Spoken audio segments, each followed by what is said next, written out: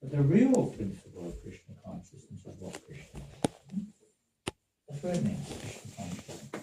When you love somebody, what's your first, let's say, incentive, that's not the right word, driving force, what's your first intention when you love somebody? Please them. Please them, isn't it? You want to find out what pleases them. Now, some of you are married. Anyone married? Is it a safe thing to say these days? It's okay to say that? Some of you are married, okay. So, when you're married, put the clock back maybe 50 or 1,000 years, I don't know how long it's been. But, you know, when I was a kid, I mean, the whole dynamics in the UK were a little different than now in terms of relationships, social, breakdown, even duties within society. With it.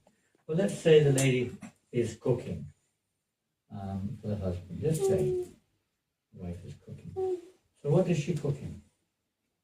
He likes kitchen. If possible, is that the idea? Unless you want to get rid of him. You try to find out what he likes. Is that the idea? What do you think? That's the idea. You have a very good intention, but you may not know what he wants. So what do? Or a guest. Say you have a guest in your house. You ladies, particularly, you know this from Gujarat, particularly, everywhere in the West, everywhere it's the same. But if you have a guest coming to your house, what do you try to do? Let's say you invite one of your work friends. Are you working? Yes. Say you invite one of your work friends' family around to your house. When you do. You have a family? Yes. So say you invite a family around to your house. They're white people. Mm-hmm. They're not from Indian background. Now, what do? When you ask what they like, what he likes. Yeah. You don't just say, I like, hot, spicy curry with, everything, fried, deep fried in oil, whatever you may like, But you try to find out what they like, isn't it? Otherwise, they may be polite, but they won't be quite so, they won't feel quite. You try to make for them what they like. Is that right? You're a wise man. Yeah. So the same thing in Krishna consciousness, the process. And then you kind of get a closer relationship when you have that respect and consideration for what they like. And try your best to provide it. Huh? You try your best. And this is a big, big subject, but it's the basic, simple essence of what Krishna consciousness means. Is that we try to find out what Krishna likes. Now we're all very different, and Krishna is not like, Western, Eastern, only likes pizzas, only likes pasta, only likes ice cream, only likes... What they like in England, what do people eat here? Chips, isn't it? Fish and chips. It's not just fish and chips. I don't think he eats fish. Steak and kidney pie. Steak and kidney, oh my God, Shepherd's pie. what we gave up years ago. Cheese. Revealed your secret. Goodness. That's what we used to get when we were kids. Yeah, that was if you were rich. That was the rich people. No, I think it's quite working class, really. I guess we weren't working.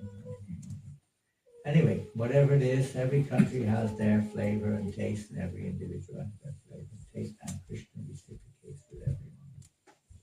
No matter who we are, what we are, man, woman, black, white, pink, green, old, young, whatever it is, Krishna is reciprocating with every single living entity in different ways. It may not always be in a seeming spiritual way. He reciprocates with those who have no interest also. By providing them with some material, we were talking to that girl, Helen, right? Her name was Helen. The last girl down the road. So wonderfully interested. She has a shop down the road. She really wants to come, but she's too tired. She's been working weekend. But she had Karma. Tattooed, I did it with a tattoo. Another reciprocatory way, Krishna reciprocating it. Like that. And everything is reciprocation. So if you want love, then we try to do what they like. And even in the country, like it or lump it, but every country has their laws, do they? Katie, do they have laws in England? Try to. They try to, that's quite good. Whether they're good or bad, but pretty much everywhere in the world there's maybe animals follow nature's way. They don't have necessarily their, discipline laws like in so-called human society. Human society is meant to have something more than just living. It has a deep, deep purpose. Very great opportunity in a human form of life beyond just hanging around, trying to satisfy our senses with great difficulty, trying to be peaceful in this tumultuous world, whatever it may be, or just having some kind of traumas or something. It's a very tumultuous situation we live in. But that's not the goal of human life. It may happen to us due to karma, especially these days. But the real goal of human life is very deep within all of us. Finding self-realization, finding our real self. It was interesting, I was at Keshav Bharati Maharaj, I don't know if you know him or not, but I was talking to him, and the doctor was on the phone, and the doctor said, do you have any problems? He said, I have a big problem. He said, well, what's that? He was going in for an operation or something. Do you have any medical problems? He said, I have a big problem. He said, what's that? He said, I have a material body. And the doctor said, I've got one too. And he said, well, the real purpose then, man said, the real purpose of human life is to understand our spiritual body. And he said, the doctor said, I've got one of those as well. I've got a spiritual body. Pretty far ahead. Not long. A very interesting conversation. Whatever it is.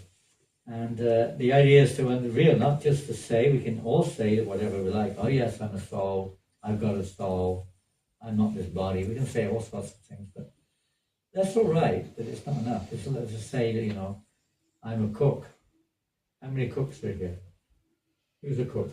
Come on, Lochin, you're a good cook. He cooked this fantastic.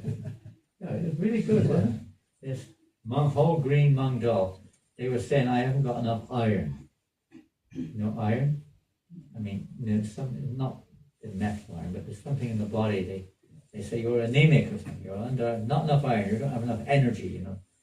That's why I had so much energy today. I think because of the green mung dal you prepared yesterday. And they said you got more mung. It has a lot of iron in it. Green mung dal. If you need iron, if you're a vegetarian, green mung dal is fantastic. You got to take a little bit more than just a little bit. You have nice big bowls of green mung dal. I haven't been the same since. I feel like I could jump. I feel like going for a swim in the ocean. It kept me back. But yeah, we have to look out for the body as well. If you're a good cook, he's a good cook. Who else is a cook? Many, mostly all the Indian ladies. I don't know why on earth they asked who was a good cook. Tell me, why do they ask that question? Come on, you have to remind me. Using your talents for Krishna. Huh? Using your talents. Yeah, we kind of already switched through that one, that's for sure. I can't remember what I mentioned. I didn't even tell you why. But whatever it is, whatever you are, you're right there. Whatever we are, we can learn how to do that for Krishna. Whatever you do, Krishna says, do it as an offering unto me. Whatever it is. Believe me, there's not much you can't. I mean, there are some things we may have to wean ourselves off. But practically speaking, I'll give you an example. In San Francisco in 1967 or 8, our spiritual master, of course most of you are familiar with, or you know about Srila Prabhupada, who brought Krishna consciousness all over the world. I don't think he came to Folkestone, did he? I'm pretty sure he never came to Folkestone. Not in his physical form. You brought him here now. And he was in San Francisco. How many of you have been to San Francisco? You didn't go. I'm hankering. You went there one time. When? 25 years ago. Oh, that's quite some time ago. Well, back in the 60s, San Francisco was basically the holy, in India they have what's called holy dams. In France we have Lourdes, which is like for the Catholics, it's like the same principle, isn't it? It's like a holy place. Islam has Mecca, and maybe you have some Glastonbury for some people. It's like a place in England, which is not just what you're laughing about. It does have some historical significance, that's for sure. And Tintagel and few places here and there may have their historical kind of nostalgia or whatever it is, but something is there. So amongst the hippies, you heard the word hippie? It's a bit hippie-ish here, isn't it? What do you think? Yeah. This street particularly is a bit of a hangover from the hippie era. It's like what the lanes used to be. Small version in Brighton, a bit commercialized down the lanes now. It's not quite like it used to be. But this is still like something in the past a little bit. Still with that very sweet, loving kind of like mood. Very special place. And and the hippies, they were, you all heard of it. And San Francisco was like the haven, the holy dam. Songs were made there. We're all going to San Francisco with flowers in our hair and this and that. It was really, people were going swarming in America, particularly swarming there by the thousands, hundreds of thousands of young people were just descending on San Francisco in the late 60s. So Prabhupada started his second temple there, the first preaching center. I mean, it wasn't much different than this, really, in dimension, this room. He started his preaching in New York, some of you may know. But then shortly after that, on the suggestion of Harvey Cohen, you've probably never heard of him. Harvey Cohen was one of the most instrumental persons in establishing, not spiritually, but in terms of making contact in the early days of ISKCON. He arranged for Prabhupada's abode in the Bowery. He introduced many people to the Second Avenue Center. Although he was in the background, him and Bill Epstein were in the background. But they did tremendous service to, let's say, get the thing moving, get the movement moving. And Harvey Cohen moved to San Francisco, perhaps in late 66 or something, or early, mid-60s, maybe September, October. So he moved to San Francisco, and he, because he knew Mukunda, and he invited Mukunda Maharaj now over to San Francisco, and then he invited Prabhupada. So in early 67, Prabhupada went to San Francisco. And then so many young people, because they were mostly searchers, looking for something deep within, something more than just 9 to 5, the usual kind of staid way of life. So they were looking for something. And unfortunately, most of them got caught up with intoxication, lost it. But many didn't. And many were searching, well, they were searching to some degree, but many went seriously into the spiritual path. At that time, it was a revolution going on, you could say, in terms of, people were looking to the east. They never did before. When I grew up, there was no, India was like, all we knew about India was it's a poverty-stricken country of, uneducated people with leprosy or something. That was, to a large degree, that's all we knew, We got this image, and there was I'm talking of the early 50s here.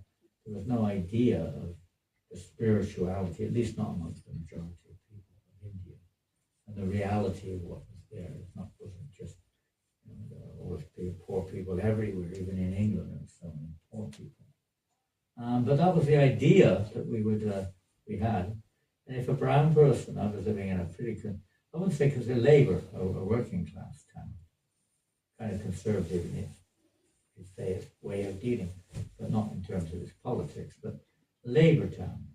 And everybody was, working in the factories. And you never saw a colored person. What we call it, a person's not colored, the body is colored. Never saw it. In the whole this area which I was living in, these very crowded little tiny houses. I remember the first time I heard of a person, a black person living, it was the talk of the town.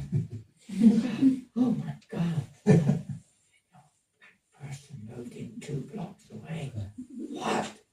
Really? It was like, if you go to India now, not now, but when 50, 60 years ago you go to India, a white person, everyone's like,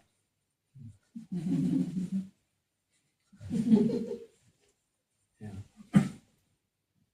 And in Africa, the same thing when I was there in the 70s. White person, even then, in some places we went, look at you like you're from a foreign planet. And it was like that in England when somebody came from Jamaica or something, it was like, they didn't know what to make of it, you didn't know what was going to happen, It's like, are they, sometimes they come up and touch you. I had a hell of a lot in India. They just wonder if you're, what are you made of, Like, is it skin or what is it, There's bones, what's inside that? It's like funny. The kids especially, in villages, they've never seen a white person, What is it? What's that disease where your skin goes white? White leprosy. White leprosy. White leprosy, you see that sometimes. Indian people, they're completely white. Really white. I mean, like, what is your jumper? Viking. Huh? Viking. It's funny, the Westerners, they're also, this is another ironic thing, isn't it? Mostly, a lot of Indian people, they like to be fair. You don't like to be black-skinned if you're from India. Some people do. Most people, many, they want to become white.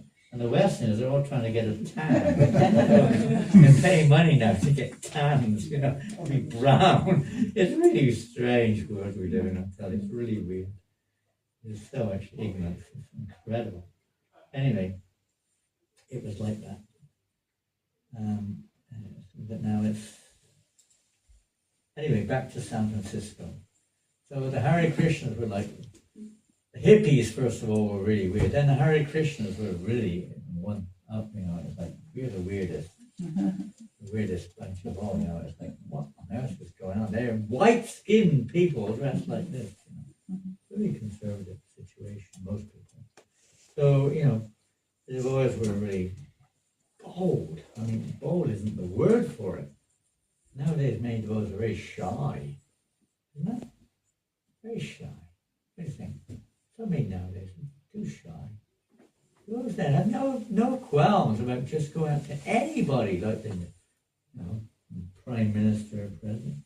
Like, here in London where Shamsun just, George Harrison, the Beatles. And they were the only stuff. There were many of them. There were so many big knobs in London that used to go and hang. Try to introduce the Krishna consciousness. No fear. No fear. The Krishnas we have. What have we got to fear? Everyone's being guided by Krishna. Krishna's in everyone's heart. We have nothing to be afraid of. We're very bold. And one of those devotees, his name was Janananda. Have you heard of Janananda? Many of you have heard the name Janananda. He wasn't a hippie. It's one of the rare things about this book. Most of them were hippies in America. He wasn't a hippie. He was a normal person, taxi driver. Didn't want to go into the material world. He just thought it wasn't the right thing to do. He wanted to live a simple life. And he came across the philosophy of Krishna consciousness, and it really changed his whole life. And when he met Prabhupada, of course, that's what did it. 67. He was one of the first to join him. And he was such a humble soul. I mean, such a person. Everybody loved him, even persons who hate the philosophy of Krishna consciousness, hate cult, they hate religion. They loved him. He had such a personality that he just had no enemy, he had no envy of any kind. He was such a wonderful soul who seemed to be, I don't know what you say, but it seems like he almost was born for this reason. And he was amazing. And he would make friends with everyone, even the They don't have Al Capone, but the equivalent of Al Capone. You would know that. You met him. Did you meet him? I've met similar. Huh? Similar. You met him a lot. Similar ones. Similar. Similar. You met many people similar to Al Capone. Anyway, he would even befriend them, and they would just get everything, whatever he asked for. Practically speaking, he had this. It wasn't like he had some material magic. It was his pure-hearted nature, completely pure. There was no motive other than just giving love to him. He was a person that one of the rarest in all walks of life we find him. But he used that talent that's not a talent, it's not a talent, it's a nature. He used his nature in Krishna service so wonderful. And especially, he would engage everybody, even drunkards, drug addicts. He would engage them all somehow or other happily in Krishna service. He had many, many drunkards. One time he took another devotee into, hey, his name was Karan. He said, I want to introduce you to some of my friends. And Karan was shocked. They went into a big pub. Called pubs? Pub? Beer, where they served it. He took him straight in there. And everyone said, hi, Johnny Ananda. They called him Johnny Ananda. Is this your friend you've been telling us about? This is him. And they all came forward. He told them, they all bought big baskets of fruit and different things and gave it to them. The drunkards. And he asked Prabhupada, Janananda asked Prabhupada, well, how do I engage them, Prabhupada? In chanting. He said, they're all drinking, they're all men. These are not necessarily drunkards in the pub, they make it. But he had friends on, and really down and out. You see them sometimes they're addicted. They can't live without their, what they call spirits, different types of alcohol. Addict, completely addict. He was befriending many of them. He was finding out through stardom. Sometimes he was able to engage them in practice. And Prabhupada said, you say to them, when they drink their liquor, say, thank you, Krishna, for the taste in this liquor. Simple. Thank you, Krishna, for the taste in the liquor. I say, Hare Krishna. That's all. You may not get anything more than that, but that's a lot. That is a lot. When you've got nothing, fraction is a lot, isn't it? It's a lot. So like that, every single person, Prabhupada said, somehow is eligible. They may not want, they have an eligibility, just to find the eligibility somehow. This is a very sweet place, Folkestone, I think. It seemed like the other side of the town was a little different to this side. I don't know. When we came in, we had a few negatives, didn't we, when we arrived? I don't know if you saw it. One lady, she was quite negative, we would say, when we first arrived. I mean, nothing aggressive, but verbally. And as we came closer to here, it got more and more positive. I would say. Even the seagulls were more positive.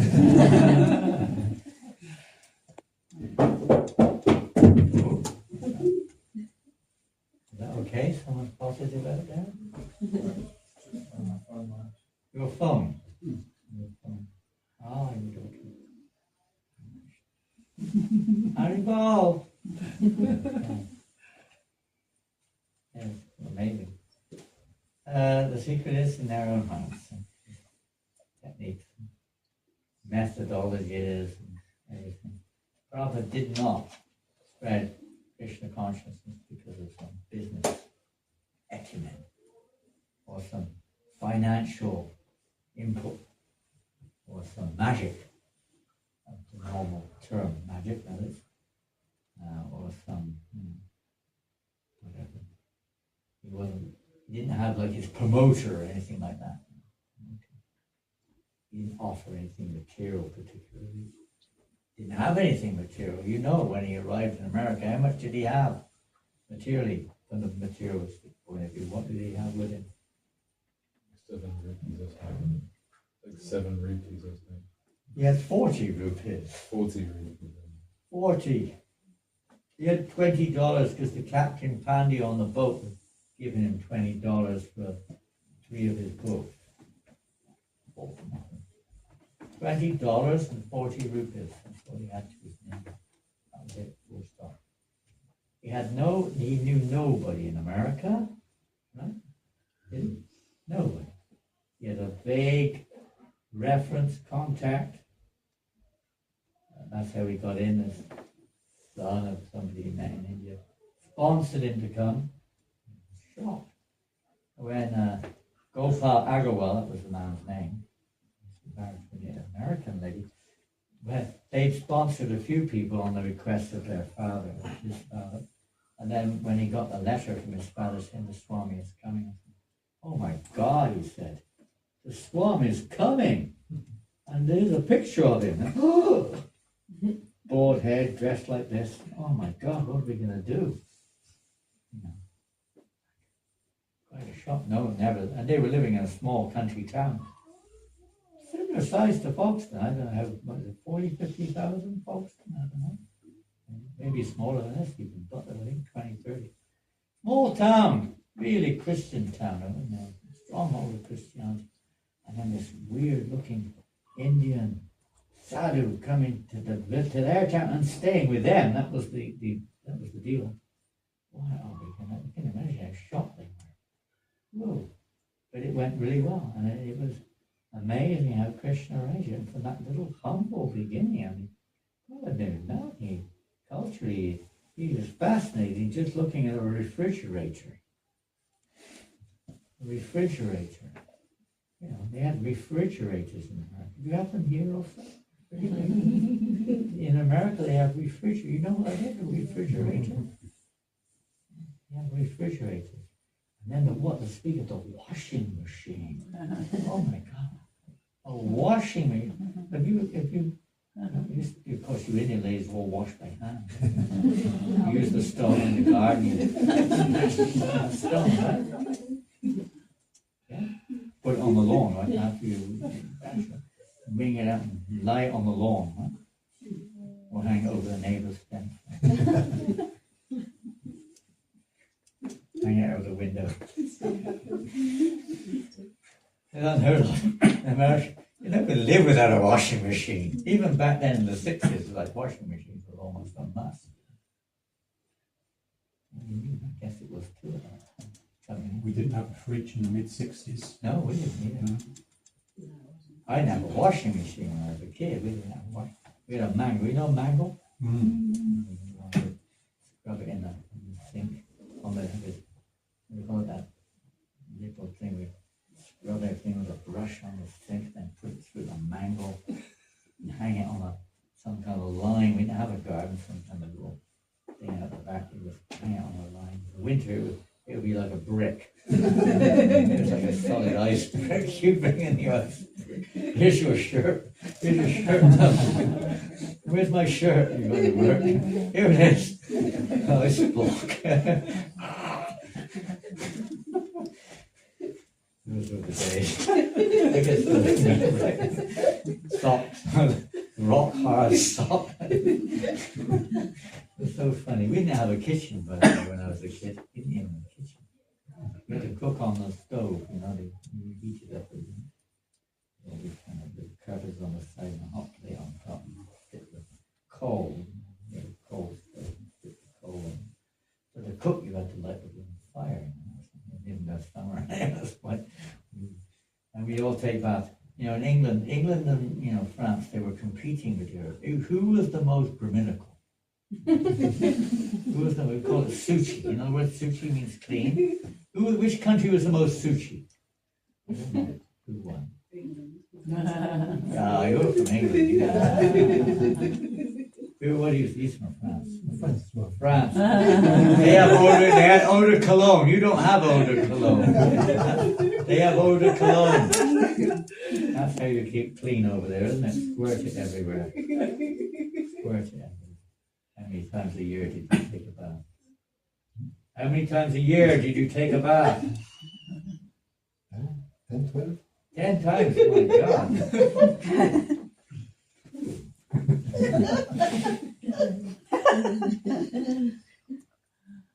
People didn't have baths. We didn't have a shower. I never saw a shower until I joined the Hare Krishna movement. The first shower I saw was in Bury Place in 1971.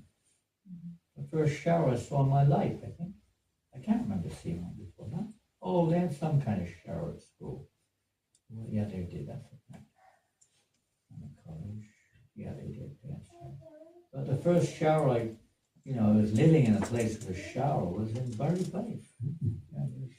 Somebody has fitted a shower in the bedroom, literally in the bedroom. Right? It was just stuck in the corner of the bedroom.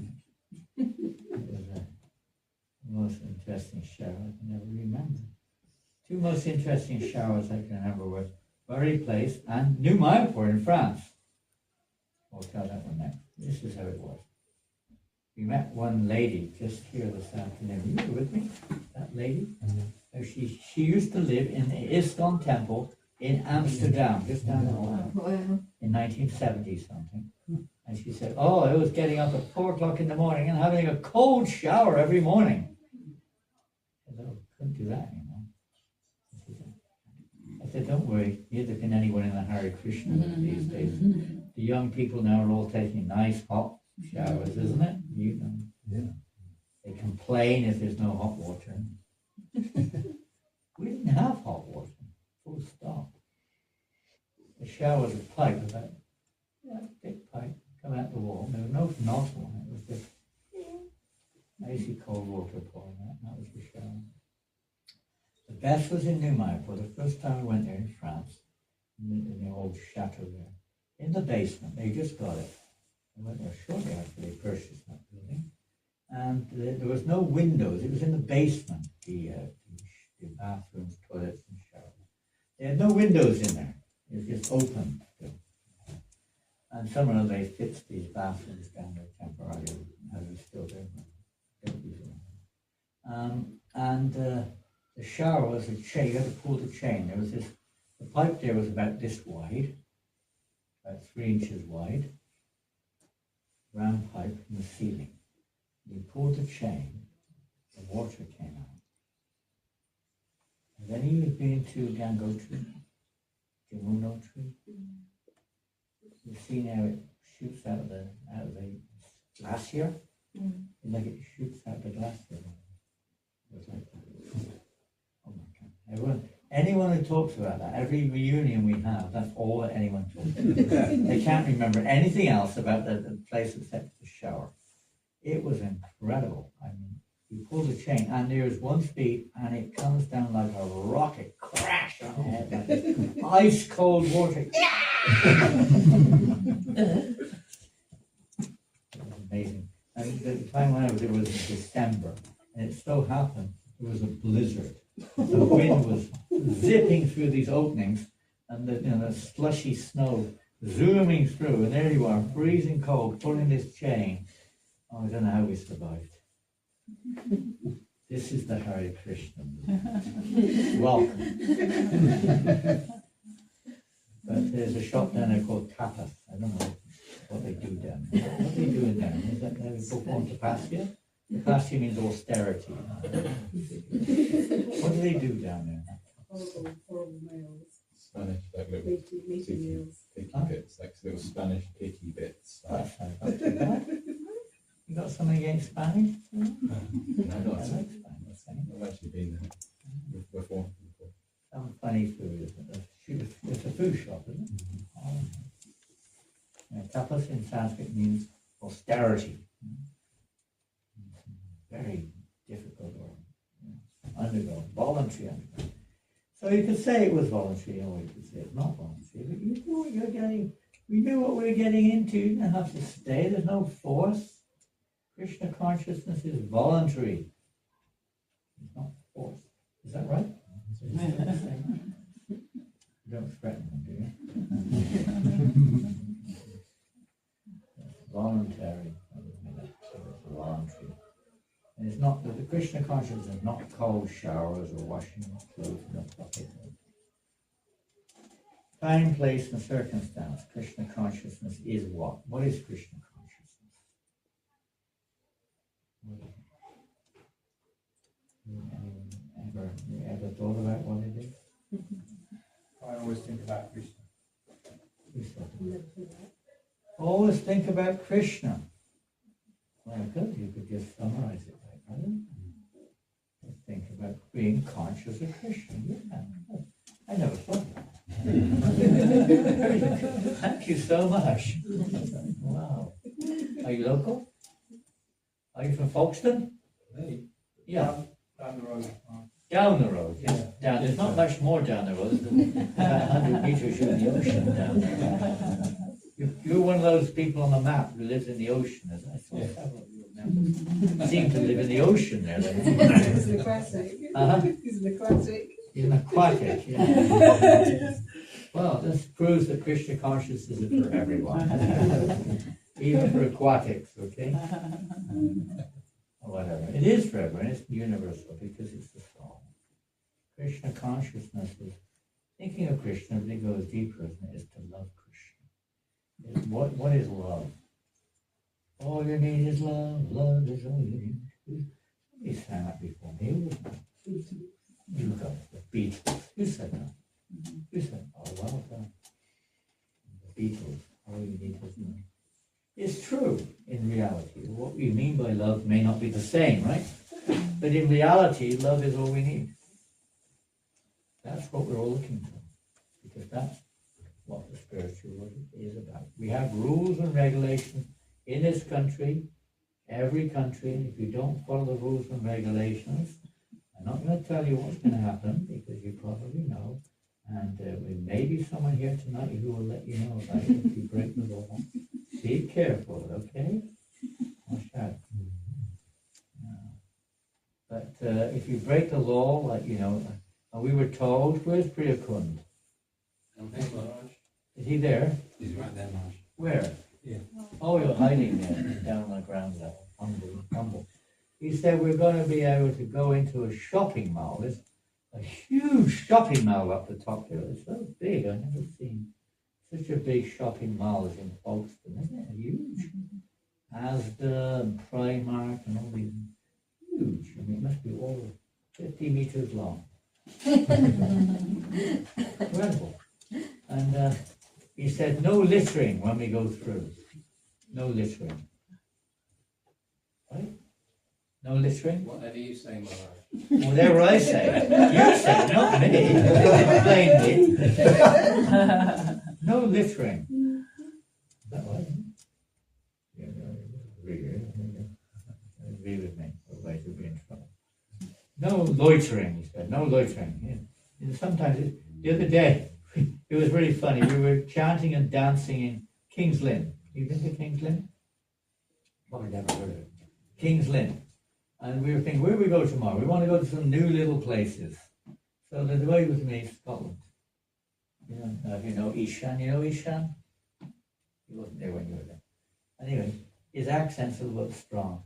So, nowadays, you don't need gurus or you don't need anything anymore. What they call it, CP chat? What is this? Artificial intelligence? I don't know who it is. That's something else. And he just, I said, well, what's your place to go for book distribution and chanting? He just picked up his phone and asked the question, where is a good place? Where's a good place to go for book distribution? Well, I don't know how he said it. And the person on the other end said, for distributing ducks. He said ducks. For distributing ducks, you go to this market somewhere.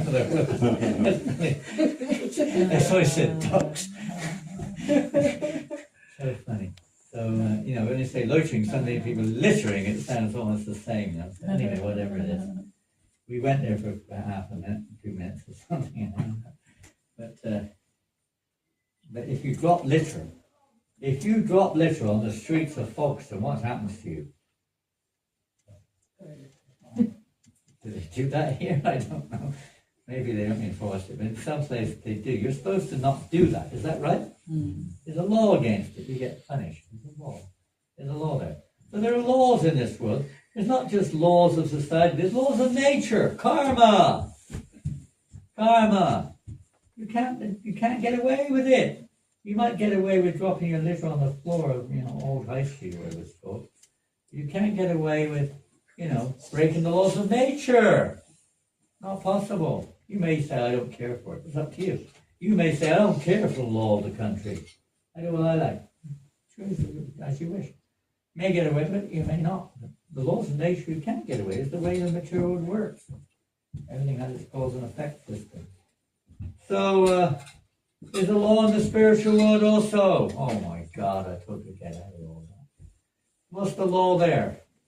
What's the law of the spiritual realm? Pardon? Karma. Someone said karma, that's the law of this world. Karma. There's another, you could say karma, but it's not karma, it's a different type of karma. What's the law up there? Dharma. Pardon? Dharma. Dharma? Yes. Someone say dharma? The spiritual world? So Well, but what is, in that, when you say dharma, we generally think of religious practices of some kind of that. Is everybody up there, going to church? Yeah, what's the prayer we say? Give us this day our daily bread, blah, blah, and on and on. Or everyone's in the temple. Please help me, I'm poverty stricken. Is that what's going on in the spiritual world? Following rules and regulations, getting up and taking a cold shower at 4 o'clock in the morning. Is that what they do? Fasting. Is that what they do up there? Is that what they do? What, is that the rule? Dharma? That's what people think of dharma mostly. I mean, much more than that, but along those lines. You could say Sanatan Dharma. Well, what is that Sanatan Dharma? Sanatan means eternal. Eternal. Dharma literally means the actual occupation of a living entity. That which is constitutional. Now, if we take an example, water. So we have a cup of water or a tap of cup now. If I say, what is the Dharma of this? You think, what is he talking about? What do you mean Dharma of water? But if we understand Dharma means that which cannot be taken away, that which is constitutional. Are you going? Where are you going? Say again? Where are you going? Home. Home. This is your home. Make sure you get some prasadam first. Yes, I will do. Where do you live? Not far. Uh-huh. Not far, no. Not far. Not far. Oh, you mean not far from there? Not an name. Not far. Well, I hope they haven't driven you away, I think. No. I'm sorry. I just have a Other responsibility. Understood. Where are you from, body way? the accent is Russian. You have a Russian background? Yeah. You're living here now? Yeah. So nice to see you. Thank you for coming. And Thank you maybe with you. for visiting us. Hare Krishna. Hare Krishna. Where were we? We were on Dharma. But what is the, if we understand the word Dharma, meaning that which cannot be taken away, that which is constitutional, what would you say? How would you answer that? What? Fluid. Anything else? Colourless, odorless. Pretty much, yeah. It's in its normal state, pretty colorless. You can see through it. More than- That's probably it. Is there anything else? Thirst quenching. Pardon? Thirst quenching. That's in relationship. In of itself, that wouldn't be a description, but when it comes to its properties in relationship to other, in the case of people, animals, or whatever, it's thirst quenching. Trees. It has that service, that propensity. So it's got characteristics and qualities. Now, if it's not, or you could say it's still water even if it's murky, right? Even if it is murky, you still say it is water. It's dirty water. It's not. You won't want to drink that, will you? Not really. You can't see through it. Have you ever been on the water when it's completely, really? I mean, you can see right to the bottom. Isn't it nice? I mean, I haven't experienced that much recently because I don't go on the water like I used to. I used to go on boats quite often. But I never forget. Even now, I can see it as a child, probably 8 years old in Spain. The water was so crystal clear where we were. You could see all the fishes. You could see the bottom of the water, maybe 10, 20 feet below. It was so nice to see. It was like, you felt good, huh? Really good feeling. coral reefs if they're clear water. So, when something's very clear, well, you go and look at your mirror. If it's covered in dust or steam, nowadays everyone mirrors when they come out of the bath are covered in steam, right? Can't see anything. You have to clean the mirror before you can really get any value out of it. Isn't it? Our hearts are a bit like that. They're really covered in dust. We can't see ourselves. And you can't see yourself in a mirror when it's covered in dust, right? You see your face. So to cleanse our consciousness. But what is the point behind it all? This is a Dharma of this world, okay? I could take anything, any object, and give some kind of description what its kind of characteristic is. But what's the Dharma of the spiritual? Love. Thank you. Who said that? Yeah. There's only one law, love. There's no love. Nothing. Love. Now when you talk about love, it could be perhaps interpreted differently. Let's make it very simple. Even in family members, now you may be in some position in your occupation. Let's give a very high position here. Say you're the prime minister, maybe it's high or low, but anyway, it's supposed to be high. You're the Prime Minister of England, and you go home. I don't know if they're married or not, I've got no idea, but just say they're married, they've got children, and they go home. What happens? If the wife is at home and the children are home. He's was a Prime Minister. Yeah, it's not like, it's not when they come into a home, there's a fanfare and everyone's red carpet and everyone stands up, sees you through into the, bowing down to you or something, or, Prime Minister, welcome home, Mr. Prime Minister. If the wife says that, is it right? Is it right? What would the wife think if the husband happened to be in that position, or any position of power? What would a husband think if she says that to him? What would she think? What would he think? She's gone crazy. Pardon? She's gone crazy. Well, maybe. Or there's something really seriously wrong here. The relationship is not going very well, isn't it? Mr. Prime Minister, cook your own lunch or get it yourself. That type of time is not love.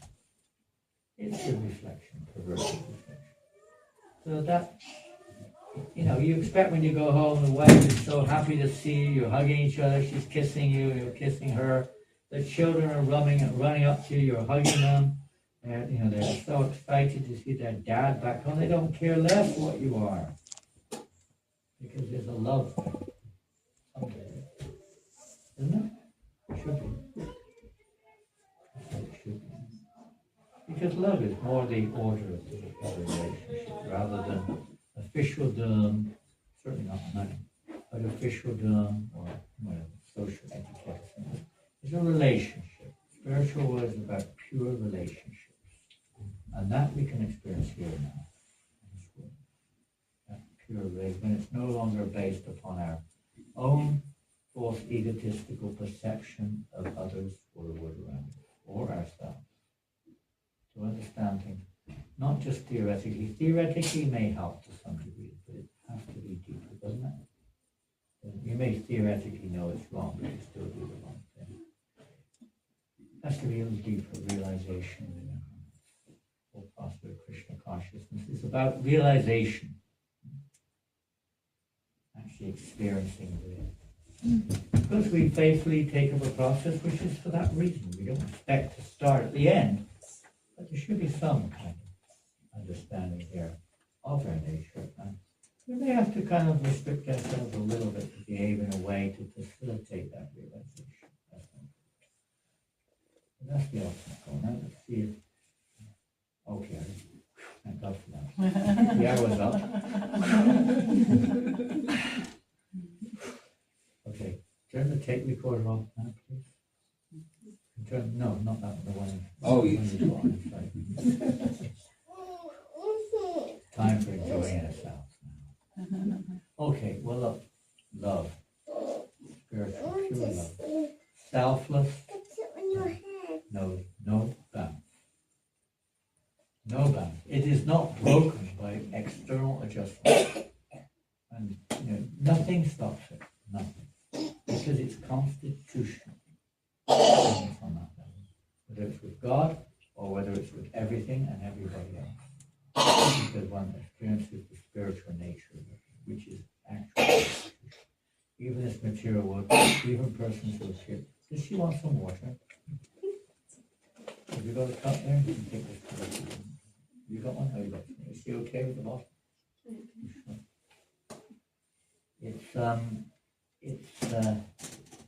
Because we see it sometimes with people. Oh God! So sometimes people are struggling with whatever reason it is, and they're not seemingly behaving very nicely, and you may not feel very comfortable about it. Whether it's institutionalized or nationalized or individualized or whatever it may be, religious doctrine of some kind which seems to be opposed to others, and it may not be very pleasant to say the least. But to see beyond all of these facades that we're wearing or establishing is very rare. But when one sees beyond that, there is no more hatred, animosity, envy, greed, or lust for anyone or anything. When one sees the material energy is for what it is, there's no more fear. There's a lot of fear in this world. It comes about hatred. When one has knowledge, the fear is no longer an issue. And there's just a different plane of existence. And that's what pure Prabhupada is. That's what he has, what he much more than love, absolute, unalloyed, unconditional love, fearless, and simply feeling ocean compassion for every living entity. To try to help them somewhere or another to begin at least somewhere, to begin their journey of self-realization. Not just joining groups, blind faith or whatever, but real realization of their actual existence. That's what God is offering. And that includes their eternal constitutional nature, which is to love the Supreme Lord and everything else. Hare Krishna. Thank you so much for tolerating for the last 1 hour. Any questions?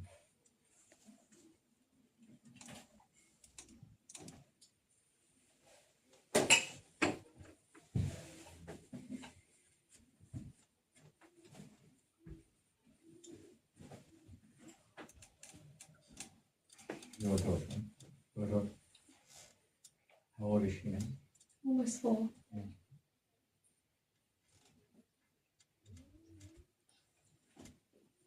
Raising children is such an important service. We can't force them, but we have to try our best to love them and show good example. Anything else? Yes, what's your name? Hare Krishna. My name's Lorna. Pardon? Lorna. Lorna. Lovely to Lorna meet you. or Lorna? Lorna. Lorna. Talking about love and Prabhupada's compassion, what was it like when you first met Prabhupada? Well, there are different ways of meeting someone. Interesting. It's an interesting question. And funny enough, you'll see that pretty much every devotee or every person you met will probably have a different answer to that. Some will be generalized, some will be specific. You'll say, I mean, Katie has one of the most interesting stories I've ever heard about meeting. Katie is in Greenhide, is that right? Somewhere near Rochester or Dartford or something. She has one amazing story. I'll leave that to you if you want to tell them later. I don't have such an amazing story that she has. And everyone has an amazing story, some sort of exceptionally amazing. My amazing story is this, and I say the first time I met Prabhupada because I don't see Prabhupada as being a form as such, you could say that. I see him as a presence.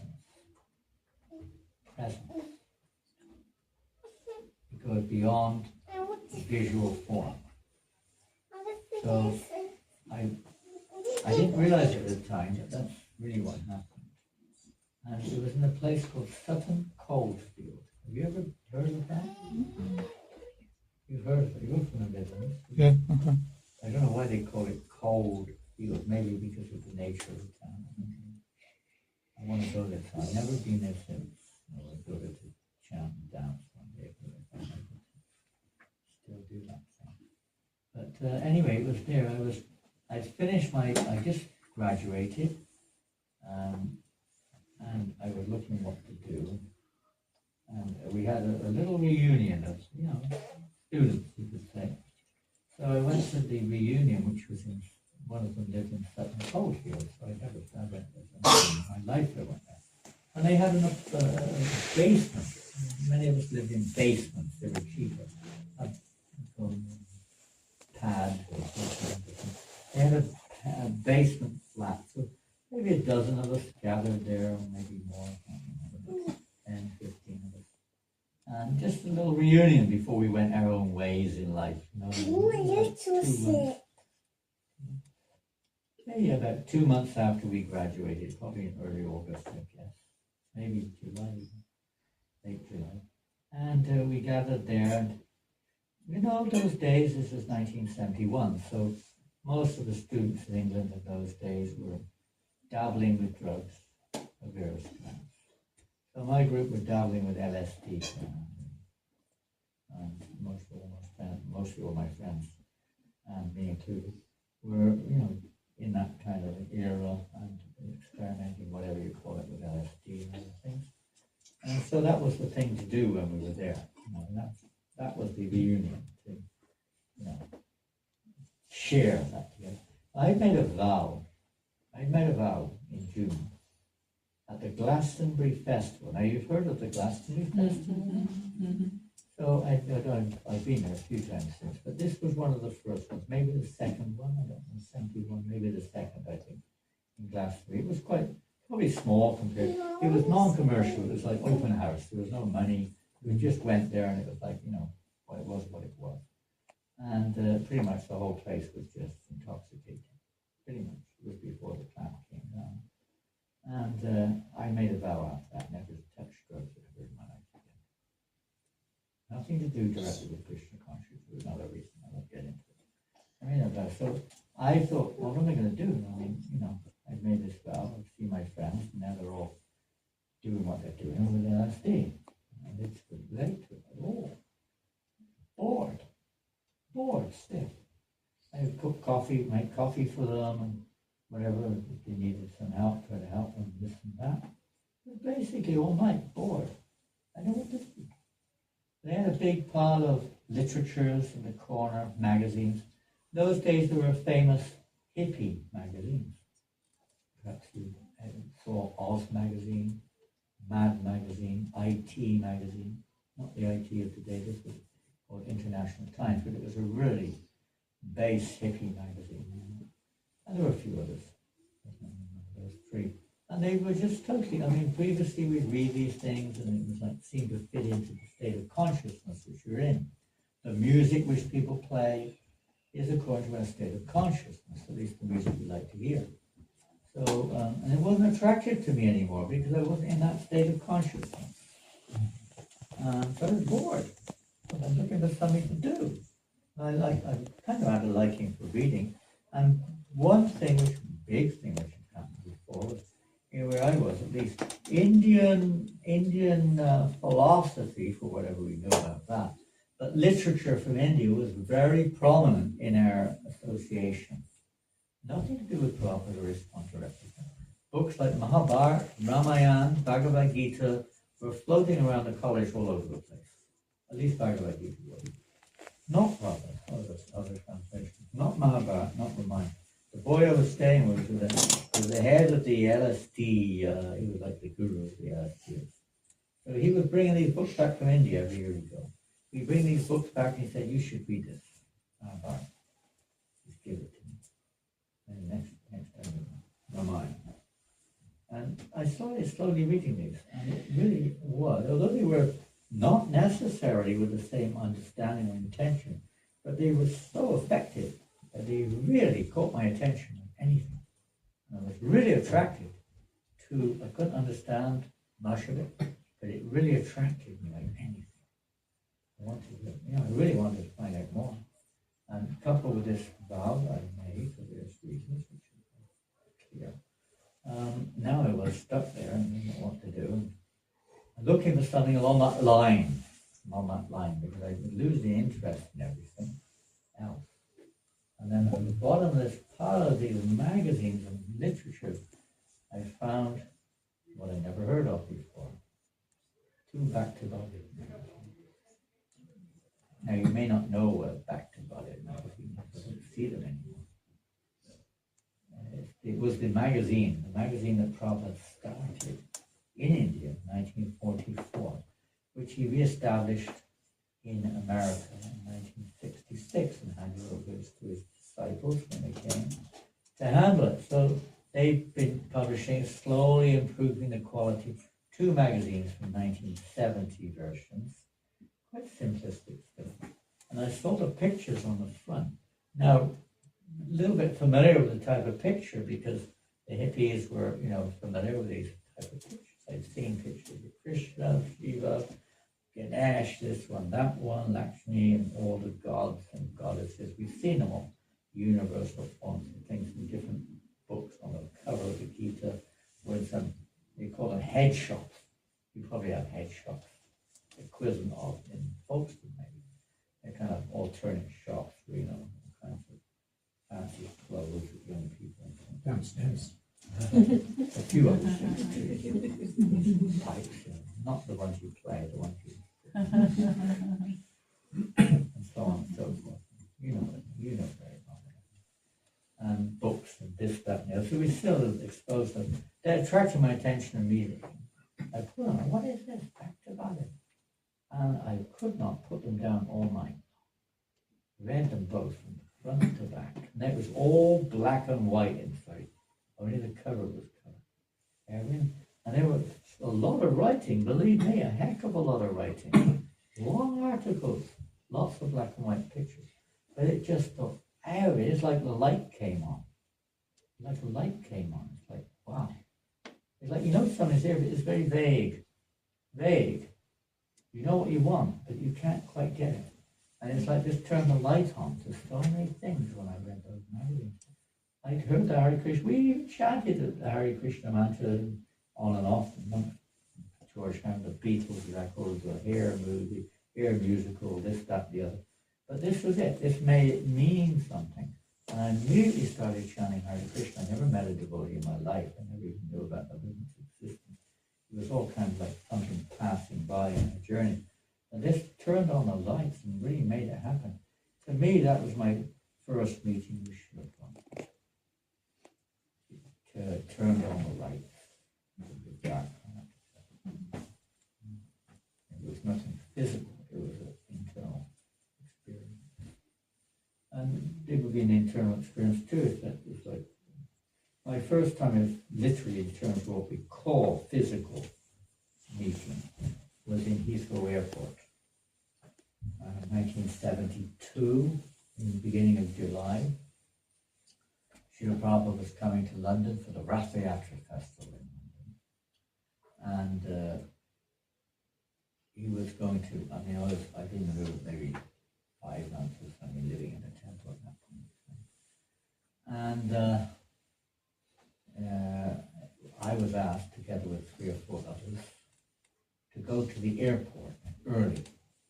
The temple managers had arranged a conference room. Is that what you call it? When, when a VIP or somebody comes and the press people come and they interview him and so on.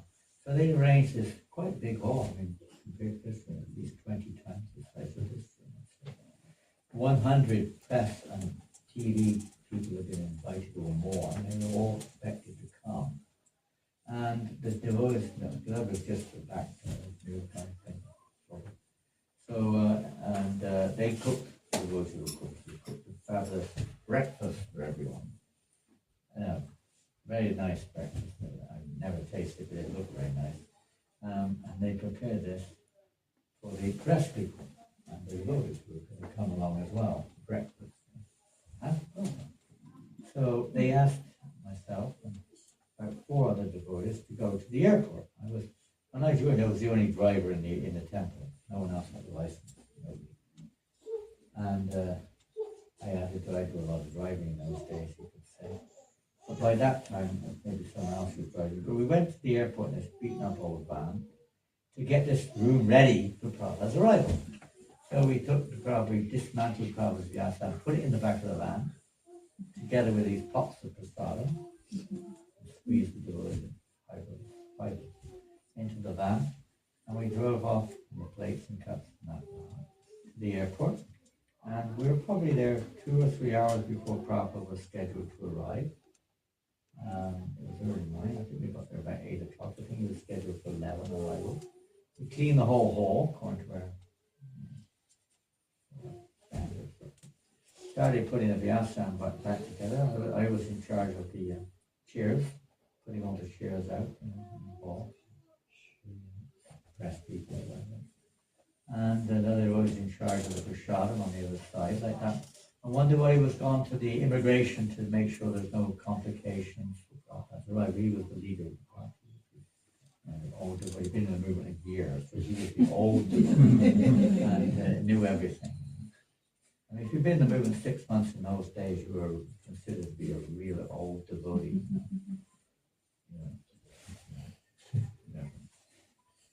Anyway, he did that. He still had a small master in Jayahari Guru. Still in the country, you don't know. But Jayahari, my small master, retreat we had been to. Amazing devotee. He was born in Pakistan, Muslim, born in Pakistan. Very efficient person, super efficient. One of the best cooks I've ever seen in my life. Phenomenal. Anyway, he was doing the immigration part of it. And there were 5 of us in there, 1, 2, 4 of us. After we cleaned, Mahavishnu and Swinburne were fixing up Prabhupada, the ashes. They were both the handyman. And Dayanaka, who disappeared 50 years ago, he was sorting out the prasad and the tables to serve and plates and this and that. And I was doing the chairs. So about 9 o'clock, we just started doing our specific choice. Suddenly, Jayahari, sorting out the immigration, ran into the room and said, "Prabhupada's already here." Boom. Yeah, I thought it was maybe this was a test run. Maybe it's a test run, get us ready. But it wasn't. And I didn't know what I just went. I didn't know what to do. I just kind of went boom. And within 5 seconds, Prabhupada walked into the room. And there was nobody. I kind of buried myself behind a big pile of chairs. Janananda buried himself behind the prasadam table. And Mahavishnu, Swami and Swinburne were behind the vyasa stand, unseen to everyone except for me. There was absolutely nobody in the room whatsoever. Empty. Completely, with a few chairs, tables, and half-constructed vyasa stand. They were just starting to screw it up from the back. And Prabhupada walked in as if there was nothing, it didn't look like he wasn't at all surprised. He just walked straight up through the middle of the room. I could see him, I was kind of glancing around the side of the chairs. And he walked straight through the middle of the room and just sat straight on his vyasa stand. The top of his chair. He sat there. He asked Jayahari, he said, "Where are all the devotees?" And he explained, "They're all at the temple, Prabhupada.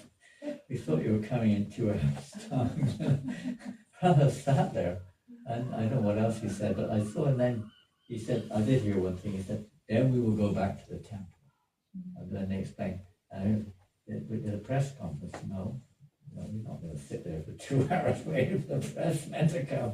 We will go back to the temple. If there's a voice there, we will go back to the temple. Then he saw these pots. There was nobody behind him. He was hiding. He saw these pots, and he made some gesture. He had just arrived. He hadn't had breakfast. So then, I don't know who it was. Maybe Prajumna or somebody went over there to the pots, and then Janananda suddenly popped up behind the pots. So Prabhupada had a plate of prasad. He sat on his vyasa and ate his breakfast there, and he filled up a tiffin. The how do you say it? In different parts of India called chira, chota. There's fried noodles and peanuts and fried and bread, all different things. All very spicy all together and very nice preparation. Very beautiful preparation. Chira, chota, Children. huh? Children. Yeah, chota. Yeah, beautiful. Prabhupada loved that. He really liked that preparation very much. Extremely. He filled his whole tiffin full of it. And so then we went back to the temple. They took the vehicles. I think we had someone who turned up in a car. I think some, I don't know, to pick up, I don't know, anyway. Somehow or another, I didn't see, but probably obviously didn't go in the beaten up old van. The beaten up van, all of the stardom went straight back into the beaten up old van with Prabhupada's luggage. And they drove that back, and they may have rented, I don't know how they did it, but they got Prabhupada back to the temple in a car. And all his servants went with him. And there we were, at the airport, four of us, dismantled, so we had to quickly dismantle. We had to rearrange the whole hall, because we changed it all for Prabhupada's arrival, put it back what it was before, and just as if nothing had ever happened. That was one of the deals. And dismantled the Vyasana. I don't know if we did it before. Now the funny thing about the Vyasana, it wasn't fully, the Mahavishnu Swayambhur was sat at the back holding it together. Because it would have just back there falling off. Probably didn't see that, anyone else. What was going on. And we had to stay back there to put it all back together again. Now, in the excitement of Prabhupada's arrival, I'll tell you what I felt when Prabhupada came. In the excitement of what Prabhupada's arrival, everyone forgot the fact that we were still at the airport. We had not one penny between us. We had no mobile phones in those days, of course. We had no money to, and even if you phoned, I don't even think we even had, we may have had one phone, but nobody was going to answer with Prabhupada there in the office. Maybe one of them phone was what, but nobody answered. We had so many experiences. This type of thing. We were stuck there till about 2 or 3 in the afternoon. We couldn't get out, we didn't know what to do. We weren't like, we were newbies, didn't know what to do. So eventually someone realized, and someone other managed to make a communication and came and picked us up. We were stuck there, by which time everything was over. All the prasadam was gone. We passed it till about 4 o'clock in the afternoon. There was nothing left anyway. And it was a great experience. Wonderful. And we thought it was wonderful. But what to say, when I first saw Srila Prabhupada, I was shocked. I wasn't shocked because I was just shocked by the whole event. I wasn't shocked by Prabhupada directly, but it's just, my main mind went, I didn't know what I was supposed to make of all of this. It was like my first experience of this type of thing. It was kind of, I must say, I guess I was a bit bewildered by the whole thing. You know what I mean? I don't know if you don't. I guess I don't have any kind of like, wow, oh my guru. There was too many things going on at the same time to even get to. They just didn't rise those type of thoughts. I said, what am I supposed to do? I didn't know what to do. I was like scared, or I didn't know what I was supposed to do. I guess that's not totally unexpected. I was afraid because if I put my head above the chairs, then I would be the one who would have to, explain or, represent, or the problem might say something to me, and I don't know what the heck I'm going to say, I could hardly say a word, I was so nervous. And kind of left my head out of sight. I could hear, I could see, but I wasn't seeing, type of thing. Anyway, I don't know. You asked a question, I was not really much used to it. That was a lovely story, thank you.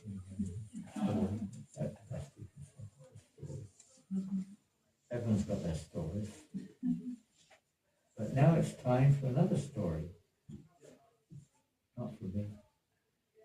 Priya Kund, are you there or have you gone? He left. There he is. So what's the next story?